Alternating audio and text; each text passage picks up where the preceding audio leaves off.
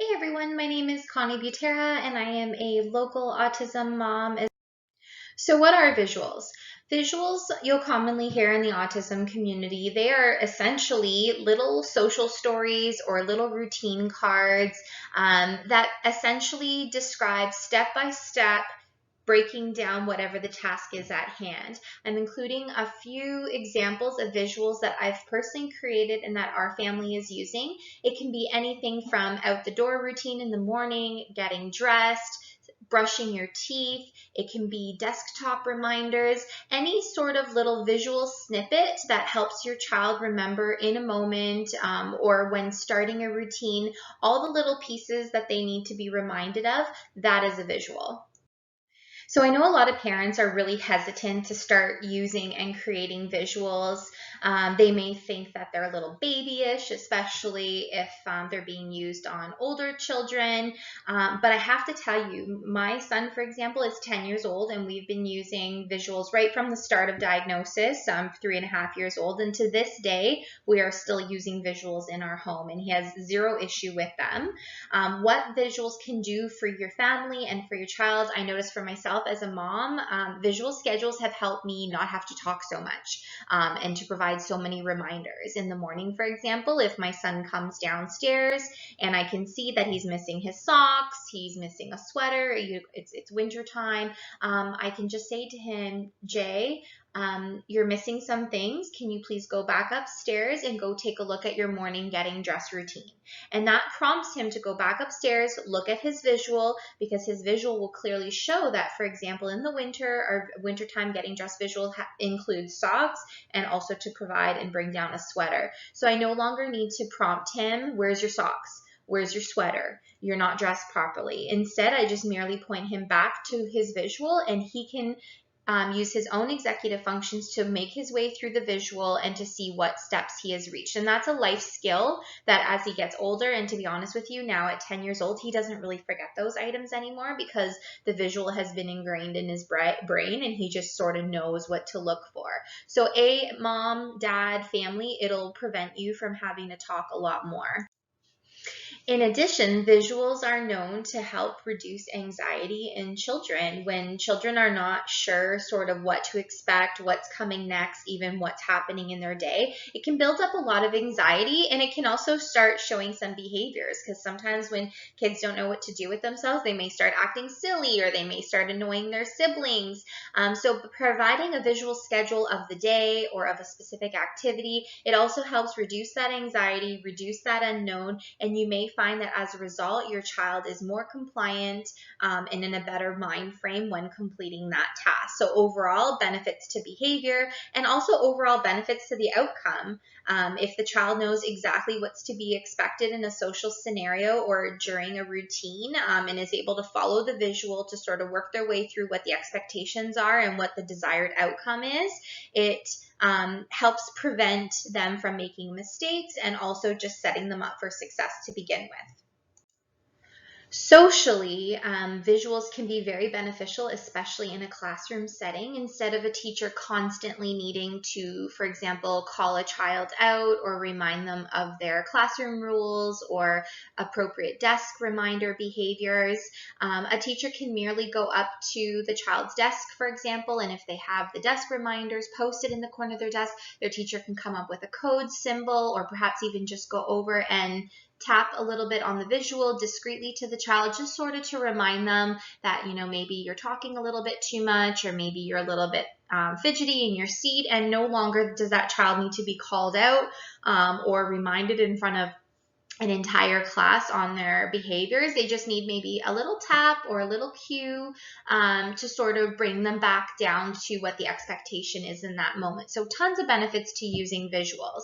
What we say about the use of visuals is you may think that on a good day they're not necessarily required. However, it's on those really tough days that you're going to find that your children lean on and use those visuals most. So if you find that they're posted there for months on end and you don't really know if they're actually using them and if they're useful, trust me, trust the science. They are using them, and especially on those most challenging days where the executive functions just are not working, you're going to notice that they are leaning on them. So there's many types of visuals and ways to sort of present them to your child. I'm going to include on this slide a few examples. For our family, it's mostly just printed visuals, printed in color on cardstock that are posted in sort of high traffic areas or relevant areas. For example, the getting dressed in the morning routine, it would be taped to their dresser. The school bus reminders routine would have been taped to the back of the seat so that the child can have easy direct access to them. Desktop reminders would be taped to a desk. So those would just be standard sheet of paper with the visual printed. I've also seen many other versions of this. Some teachers prefer to laminate them and put them on a ring and sort of have a ring of visuals sort of for easy access that they then display and show the child as needed. Some teachers might post them, at a classroom door. Other parents might like to prepare a binder in maybe some clear sheet protectors and sort of flip to the page in the binder when the time comes of that visual. So really you have to just take a look at your child and your family situation, and you will know best where you feel a visual might be needed and also what format is best to present it in. So if you're just starting your research into visuals, or perhaps your child has already come home from school with some visuals, you're going to become familiar with the term Boardmaker. Boardmaker is essentially a software program that teachers and ABA and IBI therapists, autism professionals, it's a program essentially that they use to create the visuals. And Boardmaker graphics are those very, clip art looking, very basic primary color graphics that you'll see being utilized in all those visuals.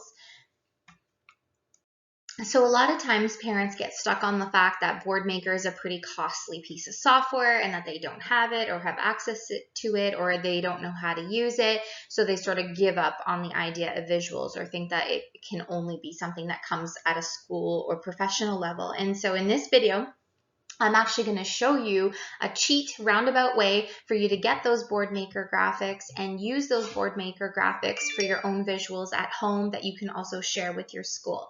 So here's some little insider information on how you can go about doing that. All right, so let's get started. So I'm going to screen share with you my browser. So we're going to I use Google Chrome as my browser. So you're going to basically go to google.com on your browser. And when you do a Google search, there's different ways to search. You can just do a general web search, or there's something called a Google image search. So I'm going to show you how to do a Google image search. And what we're going to do is we're going to type Boardmaker plus, and let's pick a graphic that we're looking for. Let's say we're looking for eat. Or eating. So we're going to do Boardmaker plus eating and click enter. And then over here, you're going to see images. So you're actually going to click on images, and now we're going to get all the different Boardmaker graphics that are relevant to the term eating. So here, for example, is a little boy eating.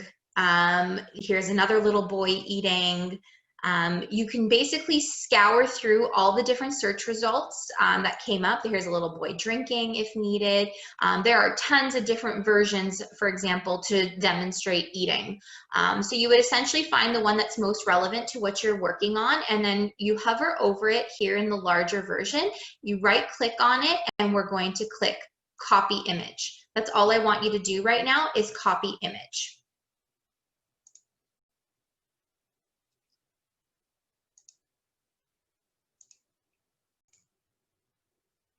All right, now that you have that image copied to your clipboard, which is essentially saved in the background, you're going to next look for a program on your computer called Paint.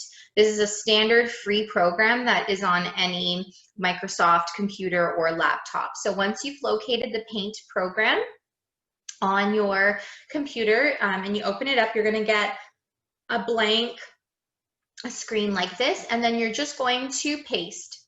And you can paste by doing Control P, or you can right click and paste that way, or you can go into the menu bar options here and you can click paste that way. And you'll see that the image that I had copied is now pasted into Paint. Now, we were just looking for the graphic for eat or eating. we didn't necessarily want all these other graphics. So now what you're going to do is you're going to use this select button, which allows you to crop out basically what you want. So I only want the image of this little boy eating. So I'm going to select that now. And now that I've only selected what I want, I'm going to copy this now. So I'm going to click copy again. So now just that little graphic that I had wanted is copied and ready for me to start using.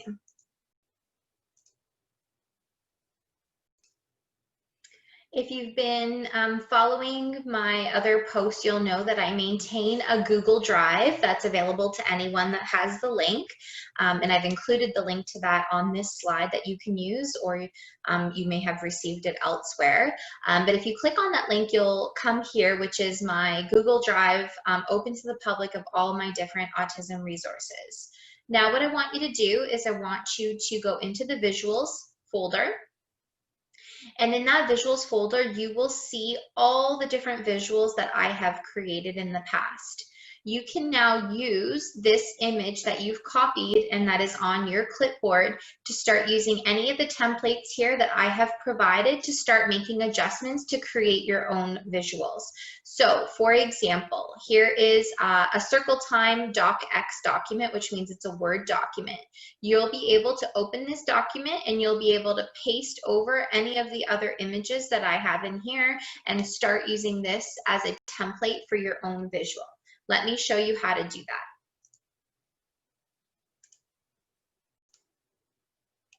So I've gone ahead and opened up my old circle time routine document.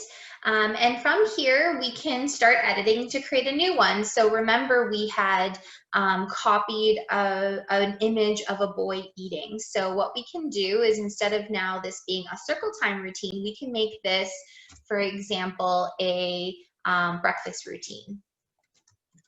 So I'm going to call it breakfast routine, and we can paste by doing Control V, or we can paste the picture of the boy that was eating.